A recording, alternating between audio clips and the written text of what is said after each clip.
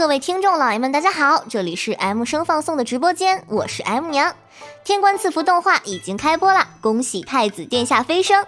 M 娘跟大家一样心情很是激动，这次我们邀请到了天官赐福动画的配音老师，他就是大家觉得会是谁呢？现在就为大家揭晓，他就是为太子殿下配音的姜广涛老师。老师你好。M 娘你好。老师和听众朋友们打声招呼吧。大家好，我是姜广涛，很高兴能为天官赐福动画中的谢莲配音，希望大家会喜欢。这次为天官赐福动画配音，对谢莲有什么感想呢？谢莲呢，她无论处于什么样的环境不管自身是处于什么样的状态，都能够选择善良并且坚持自我。我觉得这一点还是很难得的，而且她同时也是一个非常勇敢的人。不管是做人还是做神，都比较佛系，性情非常的温和。虽然曾经被贬2次，沦为3界的笑柄，但是他依然是不以物喜，不以己悲，生命力非常的顽强。跟这位太子殿下相处起来呢，会是一种如沐春风的感觉。当然呢，它是一股从凄风苦雨里吹出来的春风。因为这个角色是一个成长型的人物，他也曾经有过年少轻狂风光无限的时候，同时也有过跌落尘埃自暴自弃的时候。难能可贵的是800年过去，他还是保留了一颗赤子之心，还是那个身在无间心在桃源的少年。听老师这么说， M 娘对这个角色也有了更深的认识。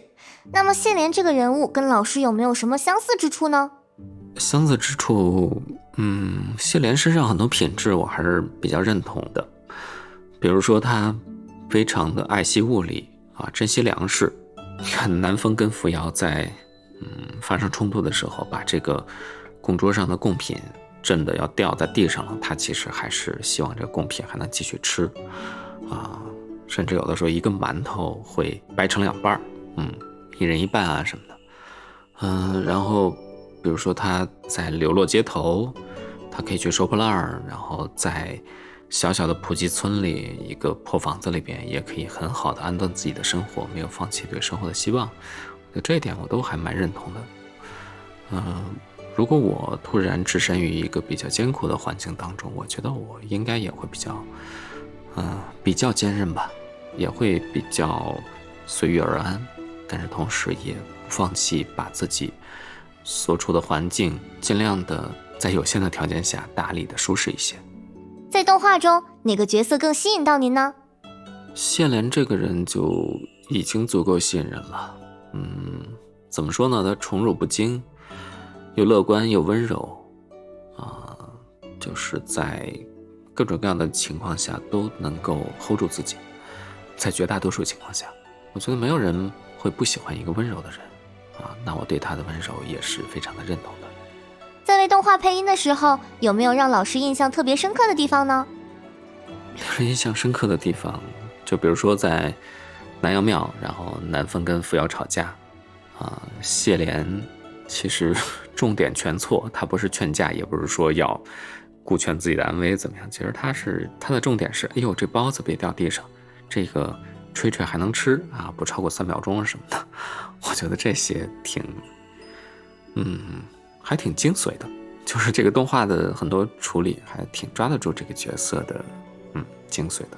大家都知道，我们的太子殿下在2次被贬期间，为了生活在人间，又是卖艺又是收破烂。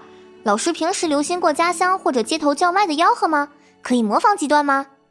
我小的时候就是每天早上醒来的时候，尤其是冬天，会听到有人走街串巷的卖豆腐，我印象还挺深的。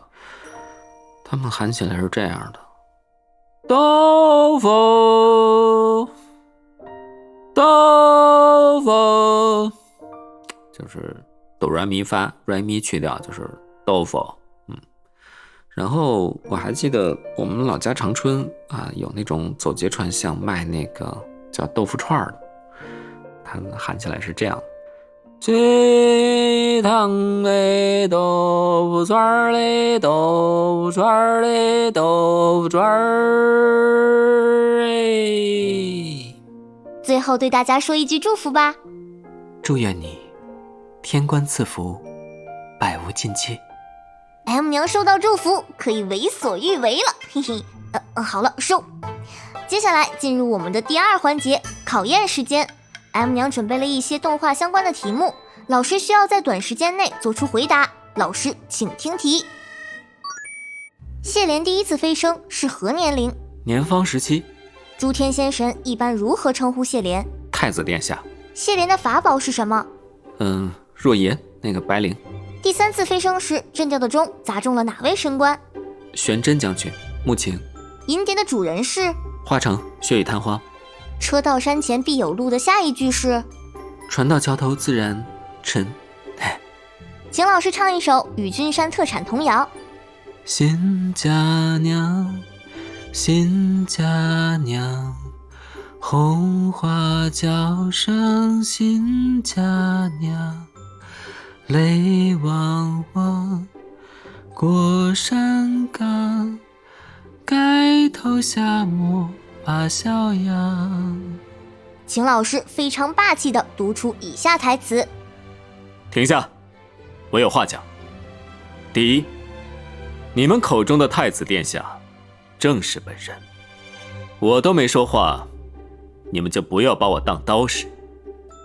第二，既然你们来协助我，那我们到底谁听谁的？采访到这里就接近尾声了，最后请老师以卖萌的语气演绎这段台词。